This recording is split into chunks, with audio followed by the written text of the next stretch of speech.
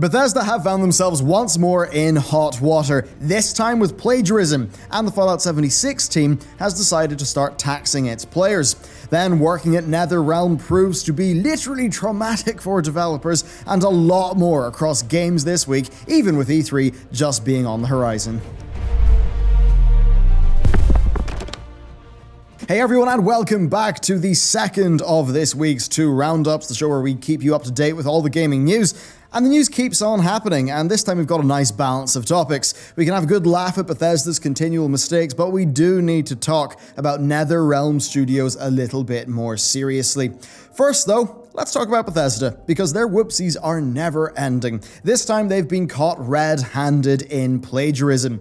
The story is fairly simple. Bethesda released an original Elder Scrolls tabletop adventure as promotional material for Elsewhere, the upcoming Elder Scrolls Online expansion. There's one small problem though. They didn't actually release an original adventure. It is seemingly a shameless rewrite of a Dungeons & Dragons adventure published by Wizards of the Coast in 2016 called The Black Road. How shameless? Well, they basically ran it through a thesaurus and replaced proper nouns with Elder Scrolls places. I mean, there was even a character name that they didn't even bother to change. It's quite ridiculous. Now, blaming Bethesda on a whole for the entire thing, yeah, that would be a little bit unfair because it seems like this was just simple promotional material. I doubt anyone would have really thought to have actually checked it for that too much. But of course, it did actually happen. Now, according to Bethesda, this came from their Netherlands branch.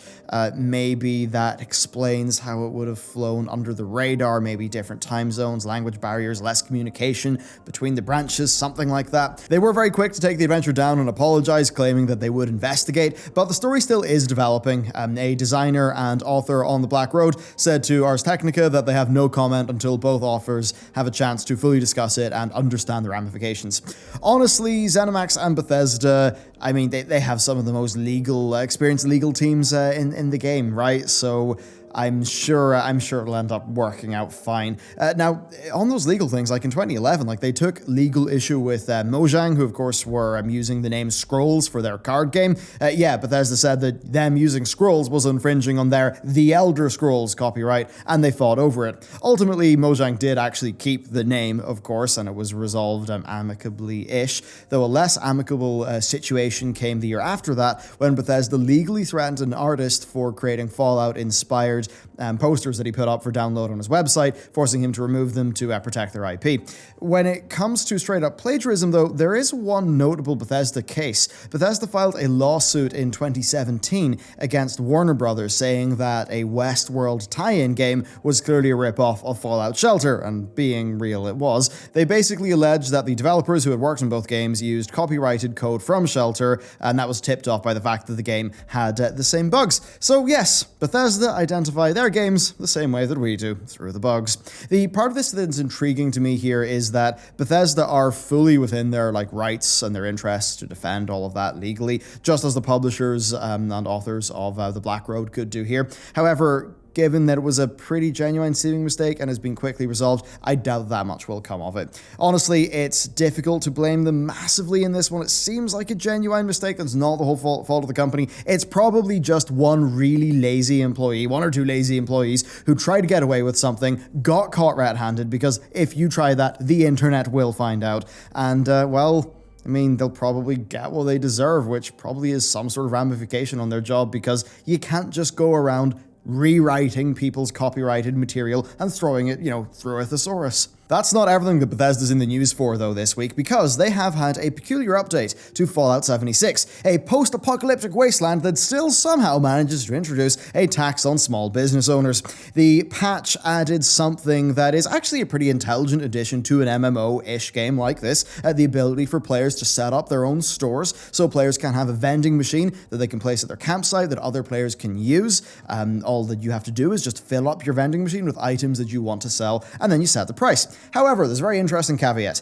Only 90% of what the buyer spends in your store will make it into your wallet. Yes, these vending machines have a 10% tax on the seller. Now, the patch says that this 10% fee is designed to help maintain the health of the game's economy and to mitigate inflation. Now, this is not a new concept for game economies. As an example, World of Warcraft's auction house takes a 5% cut and has deposit fees. And the developers of World of Warcraft routinely add in super expensive mounts and vanity items that are designed to take gold out of the economy.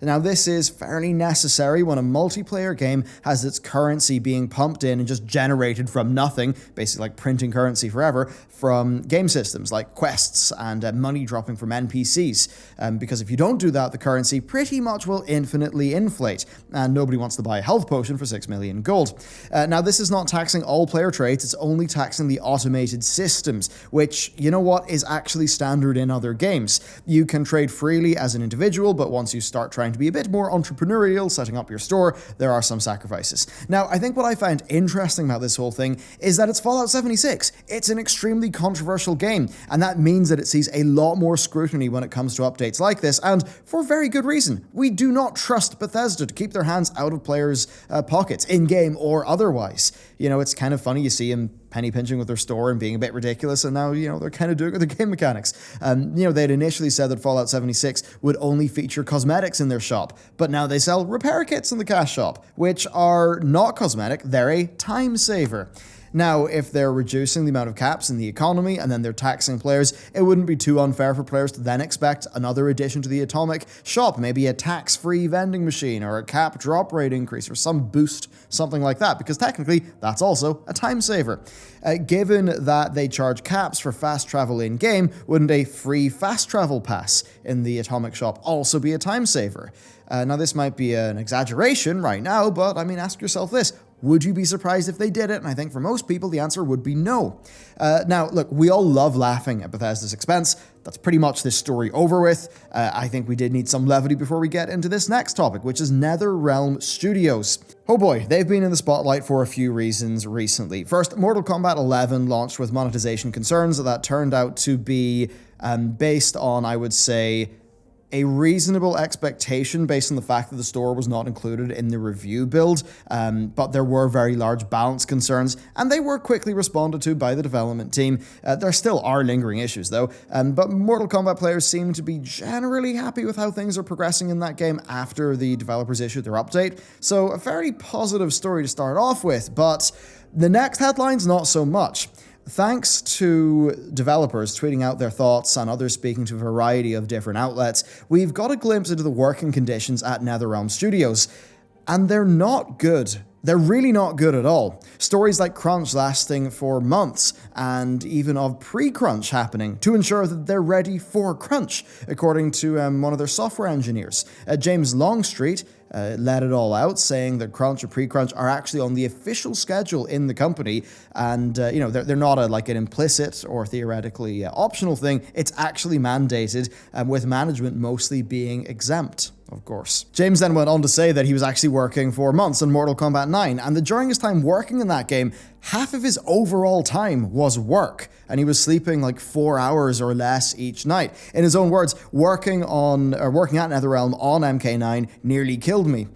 The same has been said, albeit, you know, for different games, by others. A QA tester, Isaac Torres, worked every single day for 4 months straight, working 90 to 100 hour weeks. That's what he reported. The results of this were rough, with him going as far to say, I'm pretty sure I aged 20 years in the span of 3 months. That seemingly is how they're treating employees based on what a lot of people are saying, but well, for contractors, it seems to get worse, with them working for near minimum wage with zero benefits, according to 2 former contractors. They were working 90 to 100 hour weeks for $12 an hour and being treated poorly as a part of the culture, with sources alleging harassment of all sorts, women getting singled out, given secret nicknames, and being kept on contract while male counterparts were getting promoted to full-time. There are then allegations that they were taking in graduates from nearby schools as contractors and then working those people to the bone and letting them go, despite constant illusions of full-time positions being at the end of that, and this supposedly not changing over the last decade. And I mean that, exploiting really cheap university labor.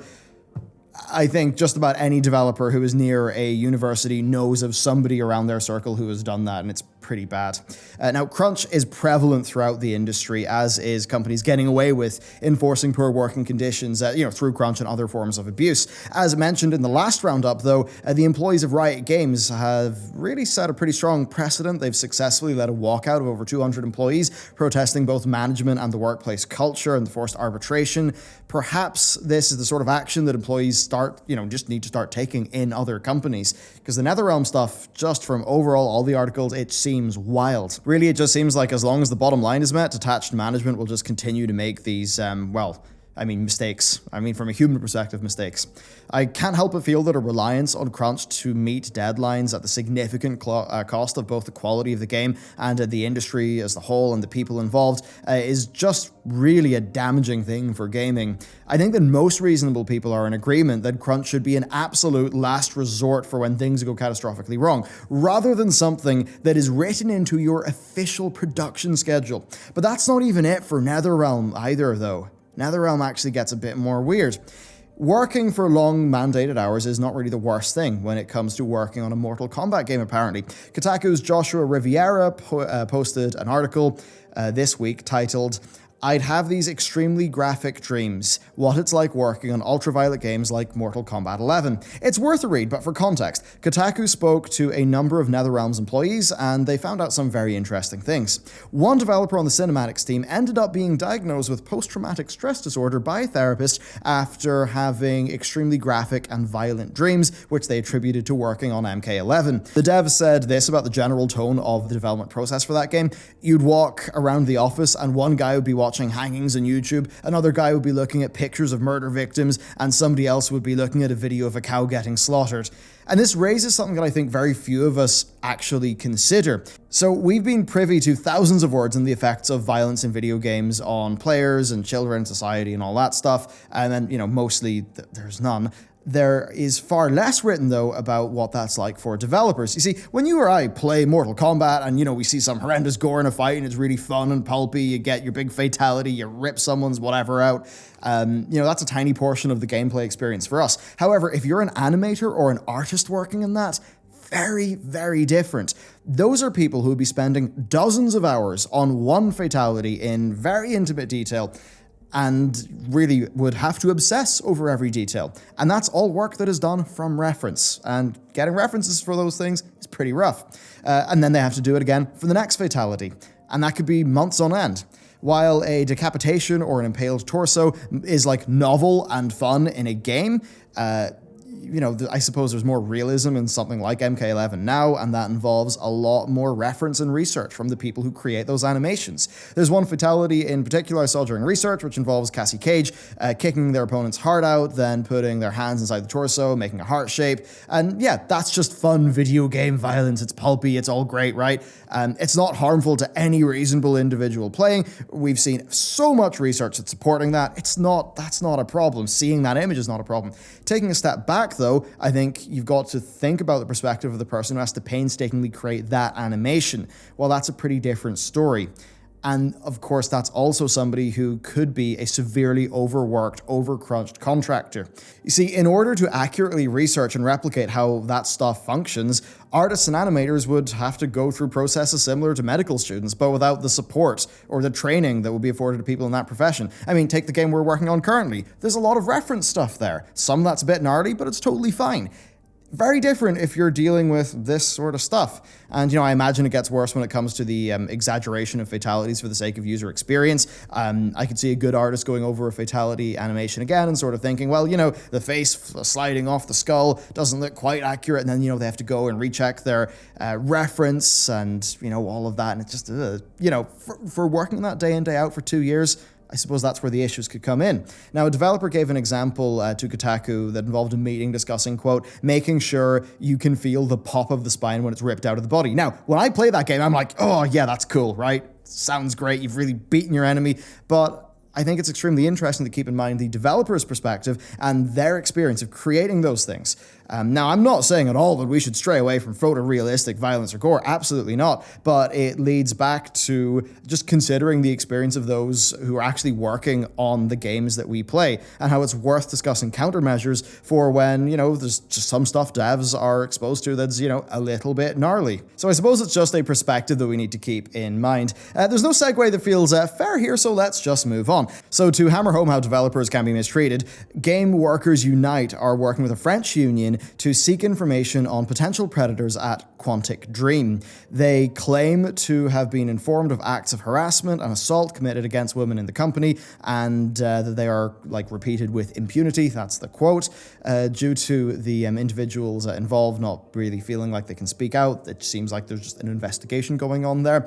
It looks like, though, as we're getting further into this year, more and more people are feeling okay speaking up about a variety of awful situations across many different studios. We've seen BioWare, NetherRealm, so many, and I expect it's something that will continue. Really, it just seems like the industry is trying to weed out a lot of rough behavior and practices, of course, Epic as well. And it's definitely sad to hear that this stuff's even happening in the first place, but it is heartening that it's being talked about more often. After all, talking about it is the first step to making sure that that kind of thing stops. So, to finish up, let's blast our way through some smaller items of news. So, Epic have secured another exclusive, John Wick Hex, created by Thomas Was Alone developer Mike Bithell. Of course, expect more games of this smaller scale to be snapped up by Epic, as I've said in recent videos. As bad as Epic's practices may be, when you're an indie dev who absolutely needs the money to avoid shutting down, or when you're a publisher who simply wants the cash up front, it's going to be a pretty difficult deal to avoid. The regular incentives have been blasted through by Tim Sweeney's big sack of cash. It really sucks, but it's reality, and that's what's going on. We then have Nintendo saying that they don't expect the Switch to do super well in China, saying that the Chinese gaming market is mostly PC and mobile, and that's largely down to the fact that consoles were banned for a very long time there, and since that ban was lifted, their uptick has not been particularly fast. Now, saying that, Chinese PC gaming is way too big for any PC publisher or dev to ignore. Nico Partners are reporting that China by 2023 will have more PC gamers than the United States has people. That's a pretty terrifying future for all of us. I think if China continue with their games regulation, a lot of their content regulation, a lot of things which do not mesh with Western audiences, we'll end up in this situation where PC publishers are going to be primarily making games for the largest market. So that's absolutely something we'll have to keep our eyes on. And I think that's it for us today. There is certainly a lot to be worried about in the industry currently, with the state of employee treatment looking pretty darn grim, at least with a lot of stuff coming to light now. That's worthy of concern, but it is good that those things are coming to light. As for Epic's behavior and the looming specter of the Chinese market, I suppose we'll probably just have to wait and see. So down in the comments, let me know what you think about the Mortal Kombat situation. Do you think Bethesda can go a single month more without shooting themselves in the foot? I don't know, is China coming for all of our games? What's going on? And let's finish it off with our Patreon question of the day, which this was a pretty long video, so we'll do a shorter one. On average, how many takes does it take to make your videos? That's from Roxarios. That's an interesting one. So there'll normally be flubs, right? There'll normally be plenty of flubs throughout a video where, I'll mispronounce something, which, that often makes it anyway, but, I'll mess up a sentence, I'll just have to go again. That said, that's something that has been decreasing a lot over time as I've become more experienced with hosting videos, which, as it turns out, is a bit of a skill in itself. It's very different from just talking your thoughts into a microphone. You've got to learn how to speak off a script, because, of course, we do scripted content here. That's always been my process with the World of Warcraft channel. I really feel that it helps more concisely communicate a high density of good quality ideas instead of just, rambling forever. So yeah, I think there's definitely a skill set in getting used to using a teleprompter, getting used to reading off a script, knowing when to ad-lib things in, knowing how to do intonation and tone. So there are times where you'll maybe do a retake because you just kind of think the first time I said that didn't really hit the mark. That said, usually for me, a 25-minute video might take 27 minutes or 28 minutes to record. And there'll be, some starting and stopping and stuff like that. But it all just spits out to one video file, which heads off to the editor. So that's pretty much what that process is like. So thank you very much for your question. Thank you very much for watching this video. And with that, I'll see you next time.